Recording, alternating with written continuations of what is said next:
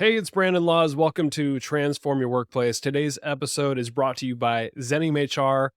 Xenium just launched this year a learning and development subscription program where you get unlimited virtual workshops. We got a great calendar throughout the year and unlimited e-learning courses that you can learn on demand from your mobile device, tablet, desktop, however you like to learn on the go all the time. Go check it out at xeniumhr.com. Okay, I'm super excited for today's episode.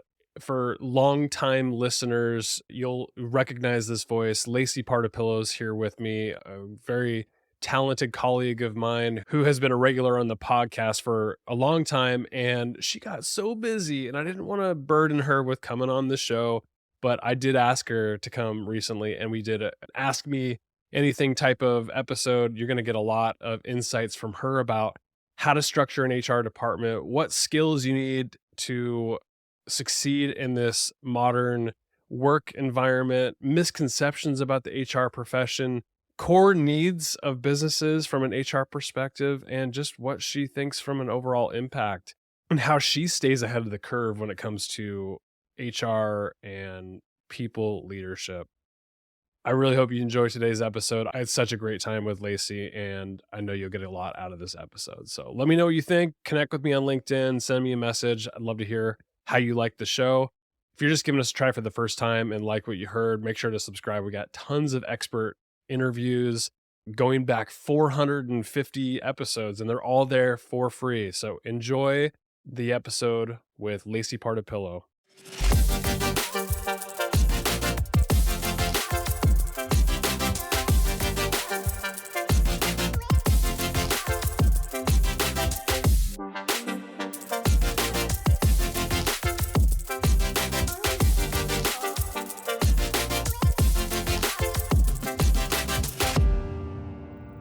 Lacey, it is so good to have you back on Transform Your Workplace. You're like my go-to, and we just really haven't recorded podcasts lately. Yeah. So you're just too popular and busy. I know. I was flattered that you asked to have me back. So I'm happy to be here. We can't let it go this long again. No, yeah. For listeners who know Lacey's voice, you're probably waiting forever for her. She was not fired from the show. I don't know what happened. We just let work and stuff spiral out of control in some cases and just let it go. So yeah, I'm glad to have you. We're gonna do an Ask Me Anything type of show. So this is Lacey is like, her role has changed over the last couple of years. She's in now client success, and for Xenium, we're an HR consulting and we do payroll processing, and Lacey touches every client. She like helps with account management, and she's been through like every situation imaginable. Like imagine a consulting, you're consulting with, small, medium, large organizations, and she or her team or other people inside the company she's supporting have gone through like every situation imaginable. It feels like, right? And so I'm going to get into a lot of that because you've got some unique perspective versus like, a lot of people listening, maybe in-house HR people, maybe consultants themselves, maybe they're managers, and I think you offer a unique perspective. So we're going to get into that. You excited? Yeah, I have no idea what your questions are or what we're going to talk about, but I think it'll be fun that way. Well, we'll start with something easy. Like how, over the years, you've been in HR for a long time. You started in recruiting with Express Employment Professionals, came over to Xenium in a consultant role. How have you seen the HR profession change over maybe the last like 2-3 years? Ooh, that's a good question. I mean, I think it's changed in lots of ways. I feel like HR professionals are now really part of leadership teams. And I think, when I was first starting out, we talked about that. Like we would say, oh, we want to get a seat at the table. And it was harder to earn that, I think. I think now business leaders are smarter and they understand that having HR as part of the whole leader team makes a big difference. So that's definitely changed. I also think this hybrid remote, which is probably people are tired of talking about that, but what that has done to the HR desk in terms of complexity, compliance, inclusion, DEI, all of that has broadened the scope of what we had to be familiar with. And I think about the things that we would deliver to clients. I mean, it was like a handbook, job descriptions, Sometimes we would work with clients on performance management systems, but those were like the savvy clients, the ones that wanted to like be cutting edge. Now the expectations for what an HR person understands and is capable of, it's so much more. It's so much more complex. And so I think the HR people of today are smarter, savvier, and really have to be true generalists to be able to manage that desk. They're kind of forced to. I mean, there's economic changes that have happened, like employer market, employee market, and then now, one side or the other is like kind of forced to change. I think the like driving needs of people have changed largely due to the hybrid remote work environment, COVID, technology. I think technology is really the driving force behind a lot of this stuff personally. And then it's now forcing the HR people to like, how do I adapt? Like, I need to understand this stuff. And because people now expect it, like think about like any HR technology, an HRIS system. We're used to one-click buying on Amazon, and that experience is frictionless. And now employees expect that even in their HR tools that they're using. It's pretty wild if you think about it. And so as an HR person, you're having to adapt to it, and it's impossible to know everything. So you have to sort of have a deep bench of people that are by your side. Like as a consultant, it's easy because you got 40 HR people next to you, and you can like, hey, Colleen, have you been through this? But like, think about a single HR person. How the hell do you keep up on it? Yeah, I mean, I wouldn't want that job. Like, I would not.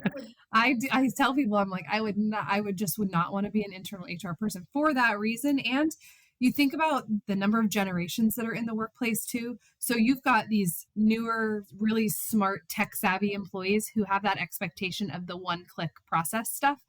But you might also have an older generation of employees who like their paper, who want to do things the way they've been doing it. And so how do you build processes and systems that can support the needs of all of your employees and making it not 5 different things for different groups of employees, because that's not going to be efficient. So I think there's just a lot of pressure. And I mean, I say this all the time, but if I was an internal HR person, I mean, that's just not going to be me. But if I had to do that, there's no way that I wouldn't want the deep bench of a consulting firm like us to help, because it's just too much to have to understand and know. Yeah. I relate it to myself. So I am an in-house marketing leader for an HR consulting company. I can't possibly know everything about marketing. Like I can't write ad copy and build websites and create logos and do podcasting and do webinar. Like I couldn't possibly do it all. And so you have I have an employee, and then I have a ton of consultants on my bench that I can leverage for very specific things. I think an HR professional is no different, right? Yep, agreed. Totally agree with that. HR's always got a bad rap in the past. I think it's getting better. I think the perception's better. But it's still like, it's always been the finger wagging, policy driven Department of No. Like, what are some other misconceptions, especially in today's modern environment, that you want to clear the air on? I think people think that HR makes the decisions.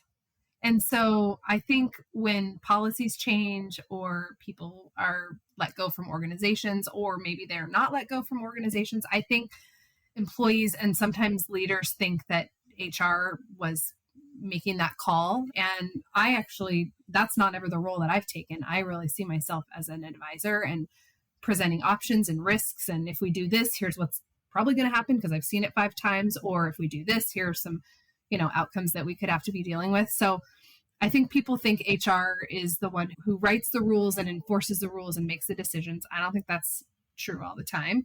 I also think it can be an underutilized function. So there are some necessary evil things that HR has to do. And if you're a one in-house person, you could be bogged down by those things that have to get done. EEO reporting, getting your safety committee running every month, all of the little ticky-tacky things. So you might not get to do some of that strategic work that actually makes an impact.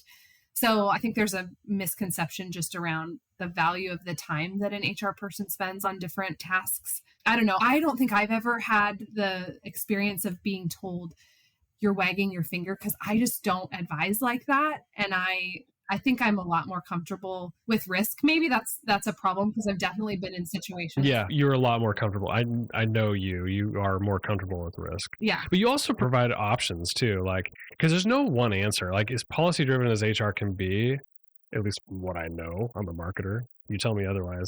But it lives in the gray area a lot more than you would think. Oh, yeah. And so as an employer, you're presenting them with often multiple options. It's like, here's a fork on the road. You could choose this and here are the risks. You could choose this, here are the risks. You choose this, here are the risks. And they make the choice. You're just advising on like, here I'm just looking at it from every angle. Yeah. Yeah. I think that's the style that I have had. I think that's what clients appreciate. And I've seen a lot. So I do think I know that if we go down this path, here are some outcomes. Yep. And I definitely over the years, I'm feeling more and more confident in being a little more assertive in saying, I'm really worried about doing this, or I think we're going to get a claim, but here's the negative outcomes of keeping this employee. And I think we need to take the risk because, we're going to end up there no matter what, if we do it now or in 6 months. It's funny. I had like a set of questions I wanted to ask you. I'm like totally going off the rails right now because it's like this is a nice fluid discussion that's like branching off. You know what I think is like an underrated skill set of an HR person, and really any profession, but specifically in HR because there is risk. Decision making skills, like getting the most information possible without being paralyzed by it, and then using that information to present the best possible path for success. Yes. How do you learn that? Is it through experience? Is it through other people? Like what in your experience, how do you get there? I think when I figured out that what actually mattered the most was the outcome that the client or the manager or supervisor or even employee wanted, that matters from the beginning. So I used to, in my consulting, start by gathering tons of information. Tell me about what's happened. Tell me about what you've done. Send me all your documents. And like you said, you can be paralyzed with data and facts. And then you're like feeling like, my gosh, there's 10 different options and things we could do.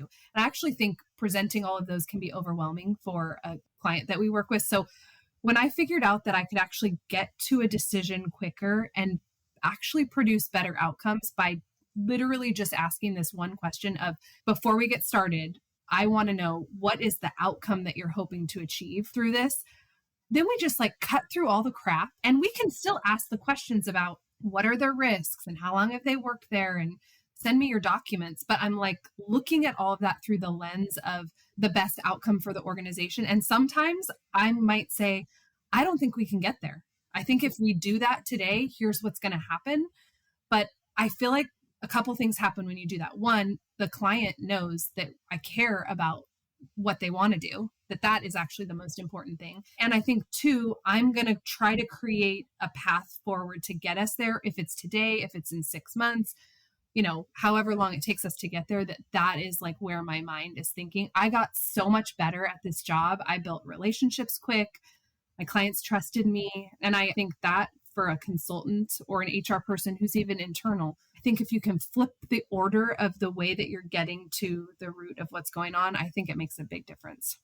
With as much experience as you have, how often are you relying on like gut instinct or intuition versus like truly like factual information and leveraging that to make a decision? Like with so much experience and like being through certain things, I'm sure you have that gut, but there's a lot of factors at play, like the industry, the culture, like all these things, right? It's a little bit of all of that. I also think it's people. So I have a really big interest in why people do what they do. And so there is strategy around even something as simple as presenting a separation agreement to an employee that has maybe a severance amount. And maybe the employee is coming back and they're trying to negotiate. And we know we're not going to get to the number that they negotiated to. I'm thinking in my head, if we can only get to X, is that going to be insulting? Am I better off holding at the number that we had, because offering a number that isn't what they asked for, knowing their personality, knowing their ego, like you're thinking through all of those things. And I have found over the years that you're relying on the facts of the situation. I'm relying on obviously lots of experience of going through these things so many times, but also just how people tick and how people respond to things. I think like I felt really capable in helping clients make those decisions, because you work with people all day long. You really understand what motivates them and helps people to make decisions. So one of the like unique perspectives you have is you've worked with companies of all sizes, like from startup to, I wouldn't say large, but 1,500 employees, like I consider that large with the business we run. With those startup level, or even like never hired their first HR person type of business, their growth now is warranting more HR resources, largely due to this processes and laws that may impact them at a certain level. But if you can speak to the business owner, somebody who's in charge of like HR, eventually if they hire it, what does a business need to do to prepare for their first HR hire? That's a really good question. I think people wait too long. I think many organizations feel like they're handling it fine themselves. They're maybe having their CFO or accounting team member taking care of onboarding new hires. And I think those organizations, in my experience, are often thinking about HR from a process, new hire onboarding, recruitment mentality. And I actually think if an organization has funding to fund an HR position or outsource to an organization like Xenium, we can actually help shape the culture of the organization as an HR person, whether you're internal or you're the consultant, in developing systems and processes that are aligned with core values and the growth plans of the organization. So I would say it's thinking about it before you need it, before that controller is tapped out and they're like, oh my gosh, I don't want to do this HR thing anymore, before you've got 15 open recs because you're growing so much and you think you need just a recruiter to get through that. Be thinking about what is the core function of HR need to be for the future and trying to find a way to invest in that. I think that's a miss. And I think oftentimes we kind of are coming in and it's like, gosh, if I had just been here a year ago, we could have built some of this infrastructure to prevent and avoid some of that. And I've had some experiences where clients have done that, and we're getting to work with a really super small startup where they're hiring their first, second, third employee. I have a client that I've worked with for, 12 years or so, and they're at like 40 employees now. When they first started, it was ping pong tables and had 5 employees.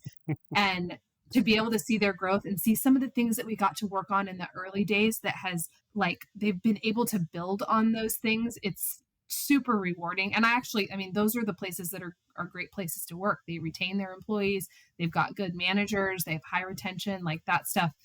It does make a difference in the beginning. What's interesting is I've been around companies where they've grown so organically and maybe slow growth, so it wasn't so super exponential, so they didn't notice the pain. But then they get to I'm thinking of one company in particular, their construction industry, they're 140 employees. They don't have HR. And I'm sort of I understand that, but I'm seeing how nobody owns it and all these HR things are coming up. So it's falls on the payroll person or accounting or the leadership team, and they do things by committee, so things go slow.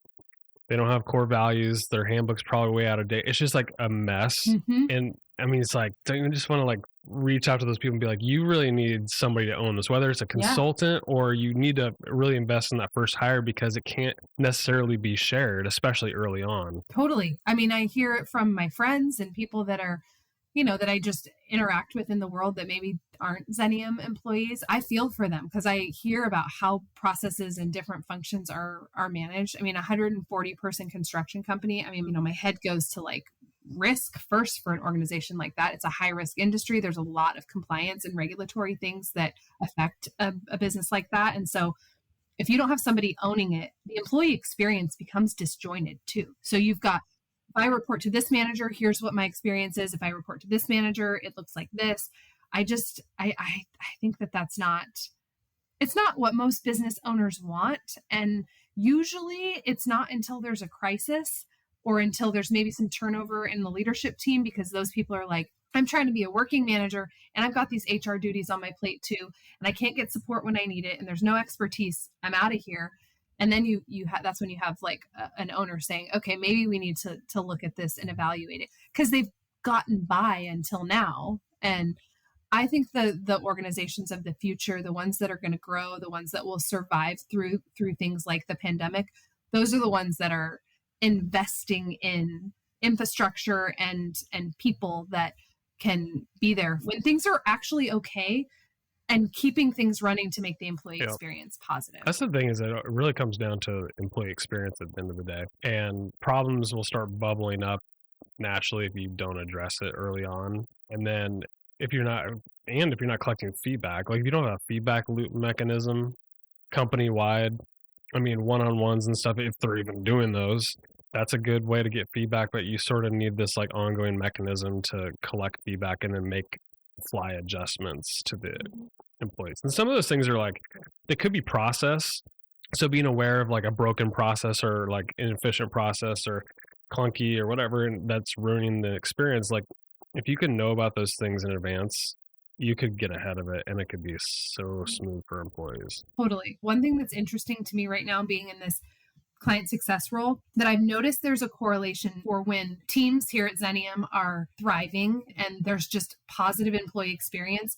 Those teams are also getting a lot of positive feedback from clients. And so, as a business owner, if you're thinking about, is it worth it? Should I really invest in this? I would say, yeah, because when employees are unhappy, your customers are going to feel it. Even if they're maybe not like frontline interacting with customers, their care about the quality of the work that they produce out on the shop floor, as an example, goes down. Their attendance goes down. People literally call in sick to work at organizations that have low employee satisfaction levels in employee surveys, like just higher amounts of absenteeism. So there's data out there that supports this. But just as a client success leader now, I see that as we are improving in certain areas within Xenium to make the employee experience better by improving benefits or staffing up because people have felt overwhelmed or letting people work in a remote and hybrid schedule, all those things that feel positive, our clients are experiencing a happier employee and they're saying it. Like I'm literally interacting with clients who are saying, oh my gosh, you guys must be doing something right over there because every time I interact with this employee of yours, they're so happy. Like your people are so happy. They love what they're doing. I can tell that they love doing payroll. So that feels good. And I know that it's because we have Bridget, we have people on our team that are really managing HR. I think we've done a really good job in the last 4 or 5 years of investing in our own HR infrastructure with some of the folks that have built all of that and with now Bridget leading it. So I think that's just going to continue to have a positive effect on our clients' experience here. I want to shout out Sean Bussey. He wrote a book, good friend. He wrote a book called Marketing from the Inside Out. And it's like exactly what you're describing. It's like, if you can figure out your employee experience and you get all that dialed in and make them engaged, or they're engaged because they're having such a good experience and they like the work and they understand how their work impacts the overarching mission and purpose of the organization, they all feel connected. That translates to how you show up with whether it's customer service or the product being made or whatever. And that's how you grow as an organization. So if you're not investing in the employee experience, it has catastrophic downstream impacts. Yeah, totally. Employees that are excited about coming to work will innovate. They will find better ways to do things. They will be creative. They will sell your services out in the marketplace. They're going to be posting on social media about how cool it is to work at your company. So there's like so much positive effects from doing that. That's probably another thing I would say that has changed the way that we've done HR is thinking about the employee experience as an actual marketing function for the company. And I think we do a really good job of that here. We have really happy employees that talk about why it's great to work at Xenium, but I definitely think organizations need to be thinking about that. You could take a hard pass on this next question if you're not comfortable talking about it, but being that you've dealt with every situation imaginable or your people have, what is like one of the hardest things you've dealt with in the last year or 2 years that really challenged you or really challenged your team that had to do with like just complexities of people and HR? I think something that has been challenging, and this is actually seemingly happening a lot more and more with the clients that we're working with. Somebody was asking me, why do you think that is? I have some ideas, but we're seeing so much more activity on the sale of business acquisition and merger side of things for our clients. And I don't know if that's because we have really great retention with clients. And so we have clients for many years, and those people age and they can't own their business forever. And so is it because they're retiring? Is it that some of it I truly think is like we've built such great infrastructure on HR processes for clients that it does help, and we've gotten feedback about that. It does help them become more appealing to larger organizations that purchase them. So I don't know what it is, but that activity is happening more. And I think what is challenging about that is, for me personally, is the deep relationships that we build, that I have built, as really acting as if I'm their HR person. And, an organization gets purchased and maybe the parent company's got some HR infrastructure in place. And so things get absorbed. I think balancing the fast pace of that, like the pace at which sales of businesses happen, sometimes is like you can't even catch your breath. The requirements for those owners to produce information is a lot. And just like the care that most of the organizations that we have the privilege of working with for their people is so big. So like working with an owner who knows they need to transition their business and they care deeply about what they've built, and being that balance of helping with the tactical side of getting through the process of a business sale and the technical compliance things that come along with that has been huge learning curve and things that we've all here at Xenium had to navigate. But also like my heart for that owner who is happy and excited and enthusiastic, but also grieving a new chapter for themselves has been, I don't know, it's been hard. It's also been a privilege to like be a part of that journey with them. And I've had a few recently that have been particularly exciting. And then even on the backside of that, getting to continue working with the organization. And like even yesterday, having a conversation with an HR manager at one of my clients that was sold. And it's been about 8 months and we're working through kind of things feeling finally more stable with the new ownership. Her saying, there's no way that I would want to have gone through this without you. Like it's so rewarding. The work is so rewarding. And I've said this to new like HR people that come to Xenium to work here. The stuff that is the hardest, that you lose sleep over, that you shed tears over sometimes, that is the stuff that you're going to like look back and say, I wouldn't have wished that I didn't get to do that. Like it was so hard in the moment, but now I feel like I actually really made a difference, and it's like a mark in my heart for the work that we get to do. So that's some recent stuff that's been tough, but like super rewarding too. I'm sure. That's a good one too. And like the quick sidebar. So like was it last week or the week before I ran I moderated a webinar on exit planning. We used a partner for it. And just hearing the importance of like if a business owner is eventually going to plan for an exit, like they're going to get older or they're going to pass it on to somebody else or sell it, right? And there's a lot of things that you need to put in place, like infrastructure. And that makes a business so much more valuable when you have processes in place, the right people, the right roles, and HR has a lot to do with that. So, and I've talked to exit planners before. They're like, when you're doing due diligence, like if you have no processes and it's like the business can't live on past the owner because all the information's in their head, and there's only a couple key employees and the rest are administrative, like that is not a scaled business. Right. And I have felt pride when clients have come to me to say that they're going to be going through this process.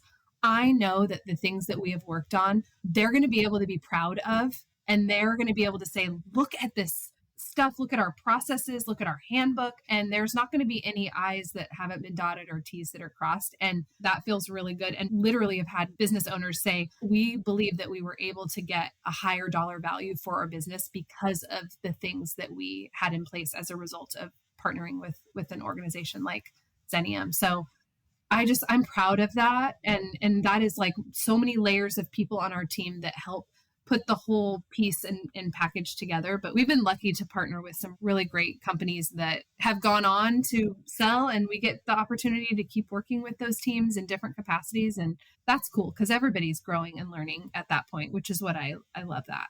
An investment in HR is truly an investment in the people and in the actual business operations itself. And I think like once you get those things in place, the investment can't stop. Like we have to invest in ourselves too. Like things are changing so fast that decision making becomes harder. It becomes harder to adapt to change management, all that. How do you go about investing in your own knowledge to stay ahead of the curve? And also where are you going to spend most of your time on your education? Because things are changing a lot, like a lot of technology and people are changing, like generations are changing. Like this new one entering the workforce is like pushing the needs. Some millennials did the same thing and Xers before that. So it's just evolving times. But how do you make sure that you stay ahead?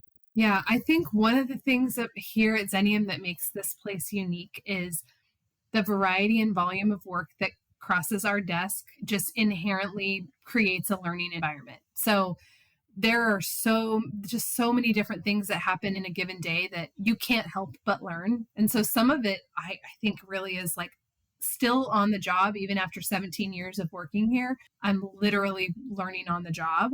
I think for me, my focus right now is really around that strategic leadership. So having just recently had the opportunity to join our senior leadership team has been a blessing, and learning more about some of the ins and outs of how our organization works. I also think learning how to take teams that are functioning and bring those teams together. So continuing to just build on some of the cross-functional work that I've already done, I think is going to be a big focus for me. I mean, there isn't a day that goes by that I'm not learning something new or different, which sounds cheesy, but it's really true. Like there's so much variety in the work that we do. So I find ways to do some of that professional development that way. I think early in my career, it was definitely more focused on the compliance and some of the HR best practices. And that's changing a lot in many ways. And so we've got lots of great tools to keep up on that. And I'm obviously a member of Sherman. I'm certified, so I have a lot of continuing education that I do to keep my credentials up. But I think some of the leadership coaching that we'll be doing over the next year and likely beyond that too is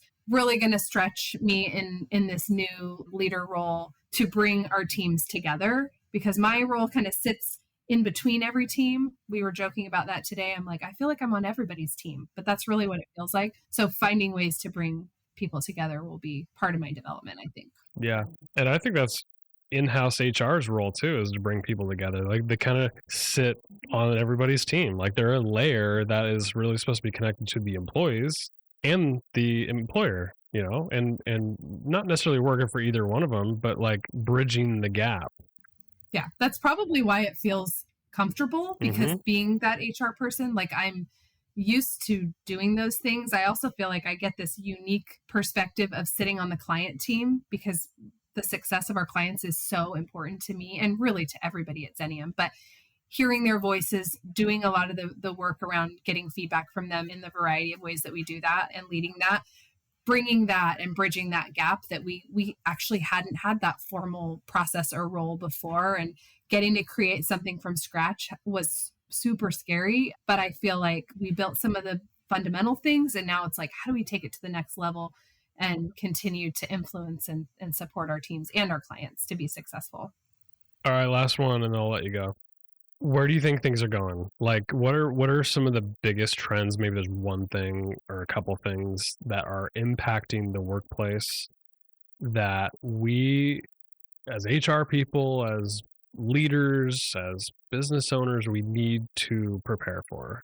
I think it all comes down to people. So whether that's focusing on what do individual groups of employees need from a diversity, equity, and inclusion standpoint, I think employees are going to continue to need things that they didn't need before the pandemic. So I think about leave management for organizations, whether that's paid leave or other ancillary benefits that can support employees. I think mental health in the workplace is going to continue to be a challenge for employers. And so we're going to continue to be talking about that. And then probably tech is the other thing. Using tech to find efficiencies to free HR people up so they can do the people related work on those other two areas, because tech is not going to solve that. Tech might help administer your leave paperwork, but it does not replace the human to human connection that somebody who's literally in a health crisis with themselves or their family member, they need a person with a heart to be able to connect with. And that's, I think, the place where HR is going to be able to lift up and be strategic and supportive, leveraging the tech to be able to get rid of some of maybe the administrative work on their desk. That's where I see like the immediate future. And I don't think that's far away. Like I think we're in that right now. And I think we are going to continue to be talking about it. Yeah. This is like so fresh on my brain because I just did a webinar, or I attended a webinar on AI and tech, and it was just talking about the widening skills gap. And I think about that just holistically, not just about AI, but I think about our job as leaders and managers. Like at one point we were contributors. We're focused on doing our own stuff. You shift into as a manager, and it's a hard shift to make, that you're no longer a contributor. Your job is to make people more effective first, And now with the rising AI and technology that are at our fingertips, and like quite frankly, even the skills like emotional intelligence and the people skills, call them soft skills, but I think they're just like skills in general.